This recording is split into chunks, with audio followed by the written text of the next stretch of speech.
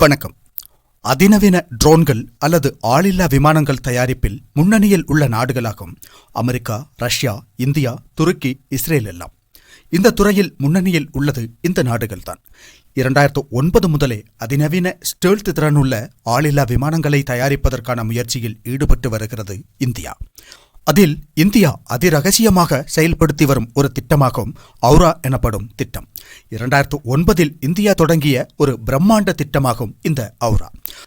அதிசக்தி வாய்ந்த மற்றும் அதிநவீன ட்ரோன்கள் தயாரிப்பில் இந்தியாவை ஒரு மிக பெரும் சக்தியாக மாற்றும் நோக்கத்துடன் தொடங்கப்பட்டதாகும் இந்த ஔரா எனப்படும் திட்டம். அந்த திட்டத்தின் கீழ் அசாதாரணமான பல நேட்டங்களையும் அடைந்துள்ளது India. Autonomous unmanned research aircraft என்பதாகும் ஔரா என்பதன் விரிவாக்கம். தொடக்கத்தில் ஔரா என்ற பெயரில் ஒரு போர் விமானம் உருவாக்கப்படும், அது ஒரு கேம் சேஞ்சராக மாறும் என்று கருதப்பட்டது. 2009 முதலில் அது தொடர்பான ஆராய்ச்சிகளை மேற்கொள்ளும் பொறுப்பு DRDOவிடம் ஒப்படைக்கப்பட்டது. 2013 ஆனபோது இந்த திட்டம் தொடர்பாக மிக விரிவான அறிக்கையை அளித்திருந்தது DRDO. ஆனால் அந்த திட்டம் தொடர்பான மற்ற விஷயங்களை இந்தியா அதிரகசியமாக வைத்திருந்தது. இந்தியா இந்த திட்டத்தை தொடங்கிய போது அமெரிக்கா ட்ரோன்கள் விஷயத்தில் மிகவும் முன்னேறி இருந்தது. ஆனால் மற்ற பல நாடுகள் அந்த துறையில் முன்னேற வேண்டும் என்று முயற்சிக்க தொடங்கியிருந்தன. அதனால் அந்த திட்டம் தொடர்பான தகவல்கள் பொது தளங்களில் காண கிடைக்காது என்பதை சொல்ல வேண்டிய அவசியமில்லை. இந்தியாவின் ஆளில்லா விமானங்கள் தயாரிப்பு தொடர்பான மிக குறைவான தகவல்கள் மட்டுமே இப்போதும் கூட தெரிய வருகின்றன. இந்த திட்டம் தொடர்பாக மிக அதிக ரகசியம் காத்து வருகிறது இந்தியா.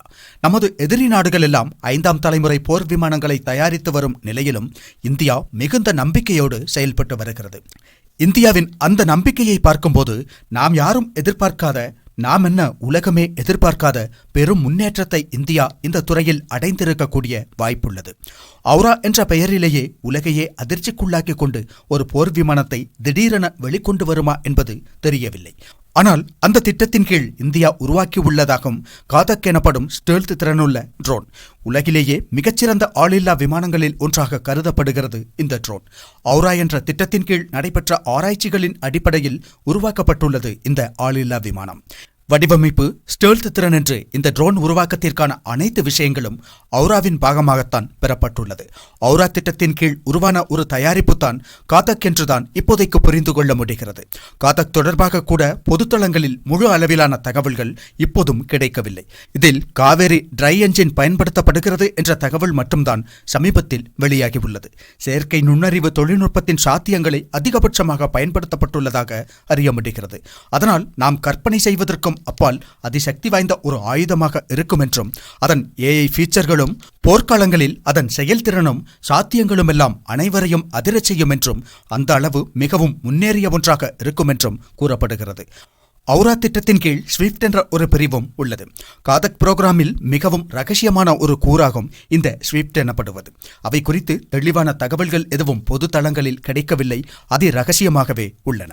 என்னவானாலும் அதிநவீன வடிவமைப்பையும் செயல்திறனையும் கொண்டுள்ளவையாகவே காதக் உட்பட உள்ள ஆளில்லா விமானங்கள் உள்ளன. இவை அனைத்தின் தொடக்கமாக ஔரா திட்டம்தான் உள்ளது.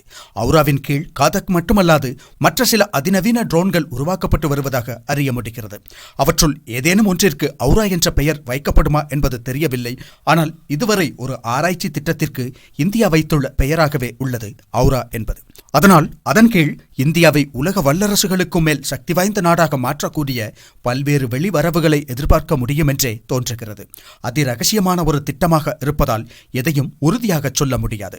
ஔரா என்ற ஆராய்ச்சி திட்டத்தின் கீழ் பல அதிநவீன ட்ரோன்களின் திட்டப்பணிகள் நடந்து வருவதாக அறிய முடிகிறது.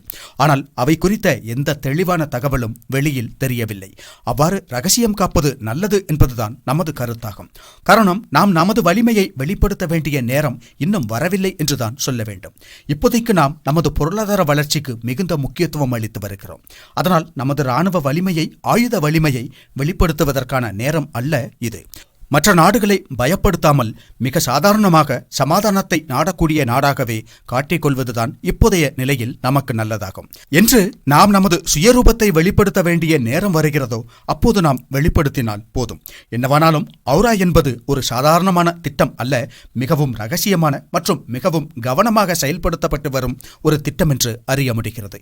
இந்தியாவை ட்ரோன் வல்லரசாக மாற்றப்போகும் இந்த திட்டத்திற்கு நமது வாழ்த்துக்கள்.